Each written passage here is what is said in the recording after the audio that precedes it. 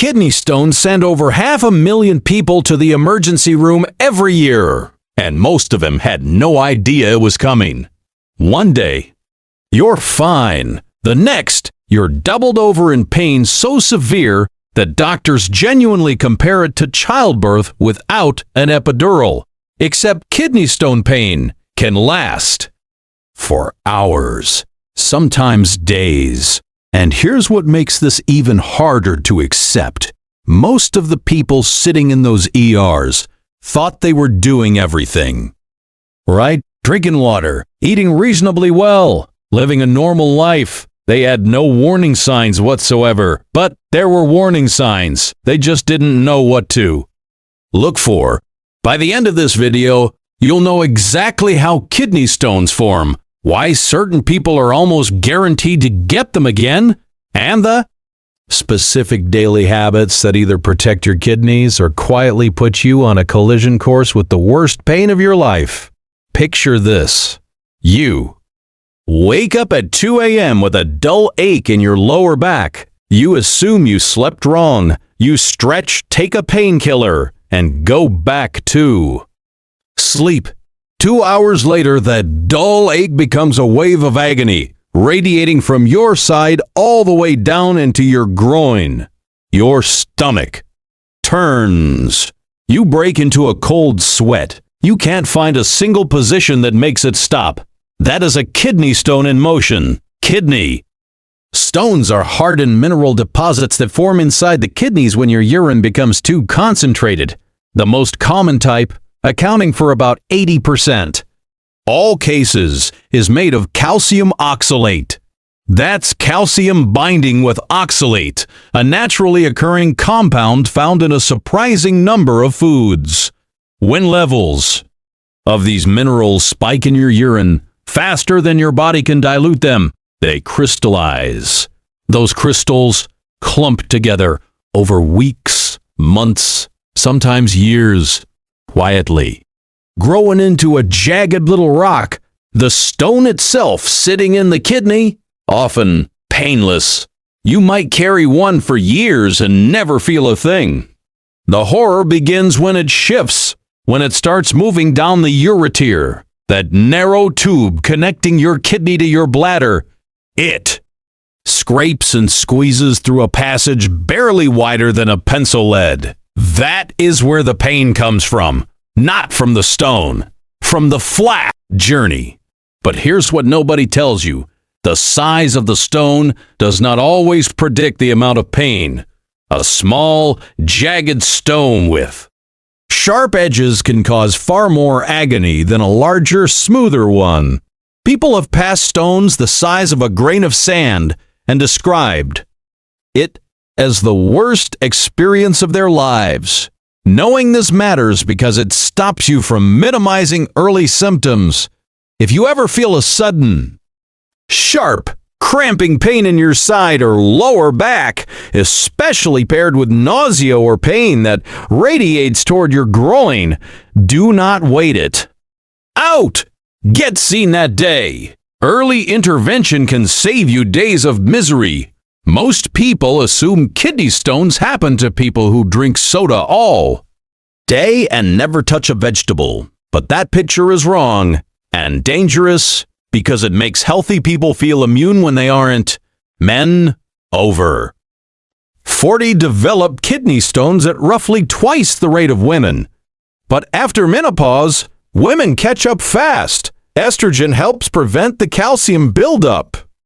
That leads to stones, and when estrogen levels drop, that protection disappears. If you're a postmenopausal woman who has never thought about kidney health, this is the moment to start. Family history matters more than most people realize. If your father or mother had kidney stones, your personal risk can be 2 to 3 times higher than someone with no family history.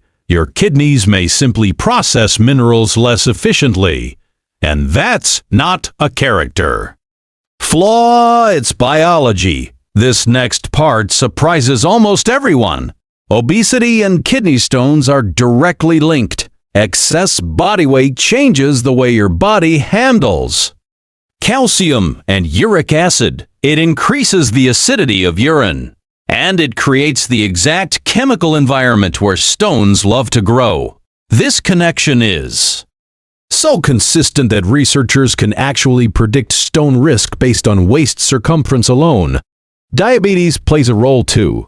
People with type 2 diabetes tend to produce urine that is more acidic than average, which promotes a specific type of stone called uric acid stones, the second most common type. After calcium oxalate, know your risk profile before a stone finds you. If you have one or more of these factors, male over 40, post-menopausal. Most doctors won't bring this up at a regular checkup, but what you eat 3 times a day is actively building or breaking down your risk for kidney stones meal by meal. Salt is probably the biggest hidden driver. When you consume excess sodium, your kidneys respond by dumping more calcium into your urine. More calcium in urine means more opportunity for calcium oxalate crystals to form. The average adult consumes nearly double the recommended daily sodium, and most of that excess doesn't come from the salt shaker. It comes from packaged foods, restaurant meals, bread, and deli. Meats. Protein is the next surprise.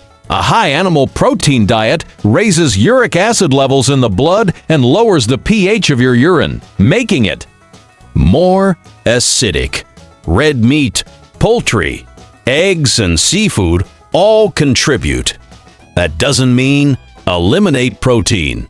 It means extreme high protein diets, especially those that eliminate carbs and load up on meat. Significantly raise stone risk for people who are already prone. Now here's the counterintuitive one that trips almost everybody up.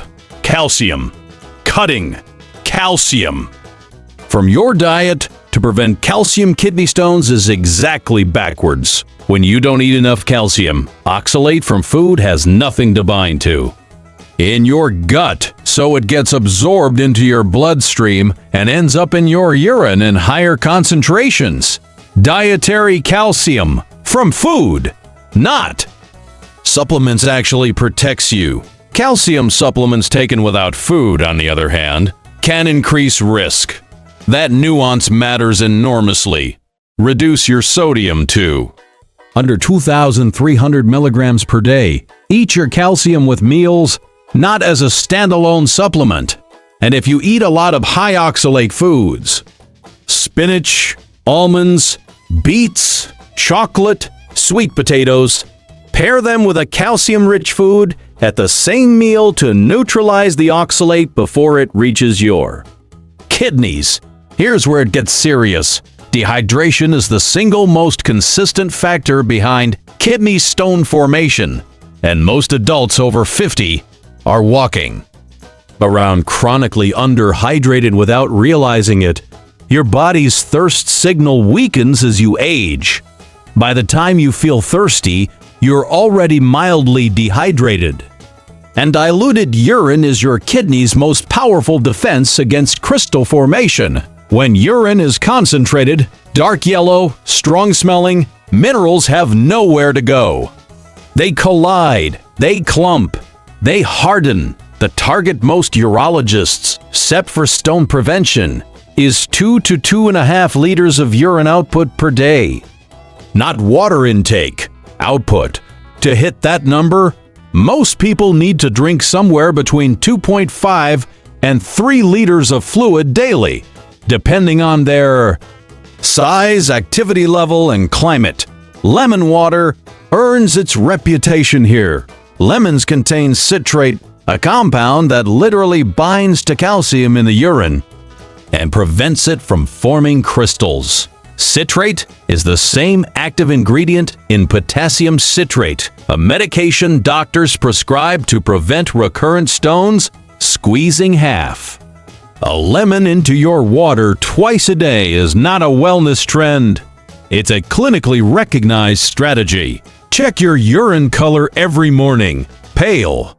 Yellow means you're hydrated. Dark yellow means drink more, now.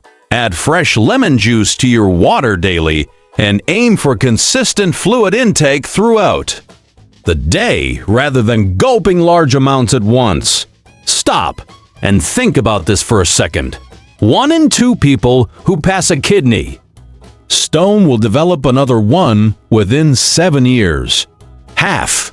And most of them walk out of the hospital without a single specific recommendation on how to stop it from happening again.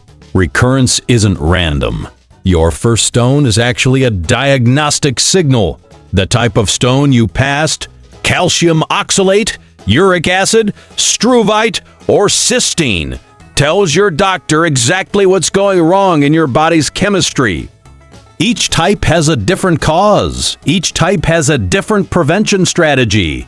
Struvite stones, for example, almost always follow a urinary tract infection. They're more common in women and can grow very large, very fast. Cystine stones point to a rare genetic condition. Uric acid stones are almost always tied to diet and metabolic syndrome. If nobody tested your stone after you passed it, ask. That information changes everything about your prevention plan. And if you've had stones twice, your doctor should be ordering a comprehensive 24-hour urine collection, a test where you collect all your urine for a full day and send it to a lab. This test maps out exactly which minerals are out of balance in your specific body. It's the gold standard for personalized stone prevention, and it's dramatically underused. If you've had a stone, keep it. Pass it into a strainer or collect it in a cup. Your doctor can analyze it and give you a targeted prevention plan based on exactly what your stone was made of. Generic advice is not enough when your body has already told you it's prone to forming them. So here's what it comes down to. Kidney stones don't appear out of nowhere. They build over time, shaped by your diet, your hydration habits, your genetics, and underlying metabolic conditions you may not even know you have. The people who get hit hardest are usually the ones who assumed it couldn't happen to them. Drink enough water that your urine stays pale, not occasionally, every day. Cut the hidden sodium in processed foods, keep dietary calcium on your plate at every meal, and add lemon to your water. If you already passed a stone, get it tested and ask your doctor about a 24-hour urine panel. Prevention isn't complicated, but it requires knowing what you're actually up against. Here's the truth that stays with me every time I look at the numbers on this. Kidney stones are almost entirely preventable. Not just manageable, preventable. The people who suffer through them, who lose days of their lives to pain that paralyzes them, who end up in surgery, most of them didn't have to be there. Not because they were careless, because nobody told them, specifically and clearly, what was building inside them and what to do about it. You now know more about kidney stone prevention than the average person who has already had one. That knowledge is only worth something if you act on it. Start with water. Start today. And if this gave you something useful, something you'll actually carry with you, share it with someone you care about, because the person who needs this information most is probably not looking for it yet.